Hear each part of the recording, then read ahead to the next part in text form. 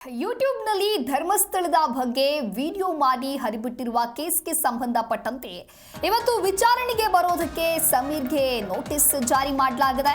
ಧರ್ಮಸ್ಥಳ ಪೊಲೀಸರಿಂದ ಸಮೀರ್ಗೆ ಮೂರನೇ ನೋಟಿಸ್ ಹೋಗಿರುವಂತದ್ದು. ಬೆಳಗ್ಗೆ 10 ಗಂಟೆಗೆ ವಿಚಾರಣೆಗೆ ಹಾಜರಾಗೋದಕ್ಕೆ ಸೂಚನೆಯನ್ನ ನೀಡಿದ್ದಾರೆ. ಧರ್ಮಸ್ಥಳ ಠಾಣೆ ಅಥವಾ ಬೆಳ್ತಂಗಡಿ ಸರ್ಕಲ್ ಇನ್ಸ್ಪೆಕ್ಟರ್ ಕಚೇರಿಗೆ ಖುದ್ದು ಹಾಜರಾಗೋದಕ್ಕೆ ಸಮೀರ್ಗೆ ನೋಟಿಸ್ ಅನ್ನು ನೀಡಲಾಗಿದೆ.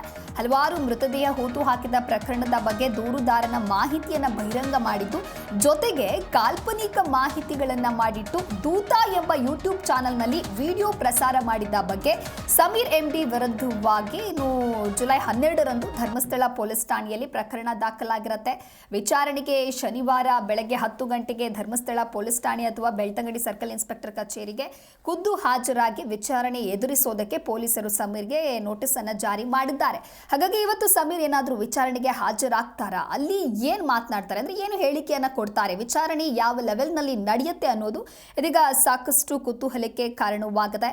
ಧರ್ಮಸ್ಥಳದ ಶವ ಸಮಾಧಿ ಪ್ರಕರಣಕ್ಕೆ ಸಂಬಂಧಪಟ್ಟಂತೆ ಸಾಮಾಜಿಕ ಜಾಲತಾಣದಲ್ಲಿ ಕೃತಕ ಬುದ್ಧಿಮತ್ತೆ ಬಳಸಿ ತಪ್ಪು ಮಾಹಿತಿಯನ್ನ ಹರಡಿದಂತಹ ಆರೋಪದ ಮೇಲೆ ಬೆಳ್ತಂಗಡಿ ಪೊಲೀಸ್ ಠಾಣೆಯಲ್ಲಿ ಕೂಡ ಎಫ್ಐಆರ್ ದಾಖಲಾಗಿತ್ತು. ಇನ್ನು ಯೂಟ್ಯೂಬರ್ ಸಮೀರ್ನನ್ನ ಬಂಧಿಸೋದಕ್ಕೆ ಧರ್ಮಸ್ಥಳ ಪೊಲೀಸರು ಸಾಕಷ್ಟು ಕೆಲಸವನ್ನ ಕೂಡ ಮಾಡ್ತಾರೆ. ನಂತರದಲ್ಲಿ ಜಾಮೀನು ಅನ್ನುವಂತಹ ಒಂದು ನೆಪವನ್ನ ಒಡ್ತಾರೆ.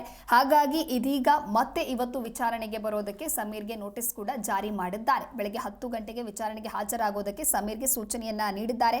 ಇನ್ನು ಈಗಾಗಲೇ ಸಮೀರ್ ಜನರ ಭಾವನೆಗೆ ಧಕ್ಕೆ ತರುವಂತ ಕೆಲಸವನ್ನ ಮಾಡಿದ್ದಾರೆ. ಜೊತೆಗೆ ಧರ್ಮಸ್ಥಳದ ಕುರಿತಂತೆ ಸಾಕಷ್ಟು ಅಪಪ್ರಚಾರವನ್ನ ಮಾಡಿದ್ದಾರೆ. ಇವರ ವಿರುದ್ಧ ಕ್ರಮವನ್ನ ತೆಗೆದುಕೊಳ್ಬೇಕು ಅಂತ ಹೇಳಿ ಸಾಕಷ್ಟು ಜನ ಹೇಳಿದ್ರು. ಸಾಕಷ್ಟು ಪ್ರತಿಭಟನೆಗಳು ಕೂಡ ನಡೆದಿತ್ತು.